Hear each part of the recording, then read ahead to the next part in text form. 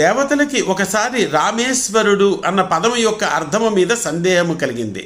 వారు శ్రీ మహావిష్ణువు దగ్గరికి వెళ్ళి రామేశ్వరుడు అంటే అర్థం ఏమిటని అడిగారు. శ్రీ మహావిష్ణువు ఇది తత్పురుష సమాసము. ఉదాహరణకు మహీపతి, మహి యొక్క పతి, మహి అంటే భూమి, పతి అంటే ప్రభువు, భూమి యొక్క ప్రభువు. అదే విధముగా రామేశ్వరుడు అంటే రామస్య ఈశ్వర, రామునికే ప్రభువు, రాముని యొక్క ప్రభువు, రాముని యొక్క దైవము ఎవరు? ఈశ్వరుడు.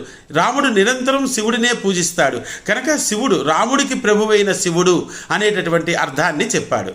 అయితే దేవతలు తిరిగి వస్తుండగా వారు విష్ణువుకి అనేక కళ్యాణ గుణము సంపూర్ణుడు కదా, విష్ణువు యొక్క కళ్యాణ గుణములలో వినయము కూడా ఒకటి కదా, అందుకు గాని విష్ణువు ఇలాగ చెప్పాడా అని సందేహము కలిగి శివుని వద్దకు వెళతారు. శివుడు వారి యొక్క సందేహాన్ని విని రామేశ్వరుడు అన్నది బహువ్రీహి సమాసము. ఉదాహరణకు పద్మాలయ ఉన్నది, పద్మము ఆలయము, పద్మాలయ అంటే పద్మమే ఆలయముగా కలది అని అర్థం వస్తున్నది. అలాగే రామేశ్వరుడు అంటే రాముడే ఈశ్వరుడుగా గలవాడు, అంటే రాముడిని ఈశ్వరుడు, ఈశ్వరుడు అంటే నియామకుడు, ప్రభువు, రాముడినే ప్రభువుగా నియామకుడుగా పూజించే ఈశ్వరుడు అనే అర్థము వస్తున్నది. ఈశ్వరుడు ఎల్లప్పుడూ రాముడినే పూజిస్తాడు కనుక రాముడే ప్రభువుగా ఈశ్వరుడిగా కల ఈశ్వరుడు అనే అర్థాన్ని చెప్పాడు. అయితే దేవతలకి ఈ సందేహము తీరలేదు. విష్ణువు ఒకలాగా శివుడు ఒకలాగా చెప్పాడు కదా, ఇప్పుడు మరొక మూడవ వ్యక్తి వద్దకు వెళదాం.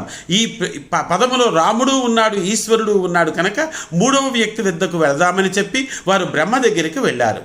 బ్రహ్మ వారి యొక్క సమస్యను విని ఇది కర్మధారయ సమాసము. ప్రియమిత్రుడు ఉన్నది అనుకుందాం, ప్రియుడు మిత్రుడు ఆ రెండు వేరు వేరు కాదు. ప్రియుడే మనకు మిత్రుడిగా ఉన్నాడు, మన మిత్రుడే మనకు ప్రియుడిగా ఉన్నాడు కనుక ఇది కర్మధారయ సమాసము. రామశ్చాశ్చానీశ్వరశ్చ రామేశ్వర అంటే రాముడైన శివుడు, రాముడు వేరు శివుడు వేరు కాదు, రాముడు శివుడు ఒకరే, వారిద్దరి మధ్య అభేదము అని చెప్పి శివకేశవుల మధ్య భేదము చూడకూడదు అని చెప్పి దేవతలని సంతృప్తి పరిచాడు. విష్ణు తత్పురుషం బ్రూతే బహువ్రీహిం మహేశ్వర ఉభయోరప్యతృప్తానాం ఆత్మభూ కర్మధారయం.